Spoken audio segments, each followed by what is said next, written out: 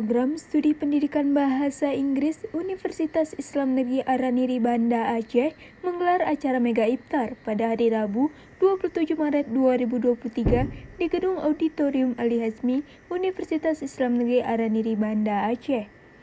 Acara ini turut dihadiri oleh lebih dari 200 mahasiswa, alumni, dosen, serta staf Prodi Pendidikan Bahasa Inggris. Kemudian, acara ini dibuka langsung oleh Wakil Dekan 1 Fakultas Tarbiyah dan Keguruan, Prof. Habibur Rahim SAG MKom MS PhD, dilanjutkan dengan kata sambutan oleh Kepala Prodi Pendidikan Bahasa Inggris, Syarifah Dahliana MAG MED PhD.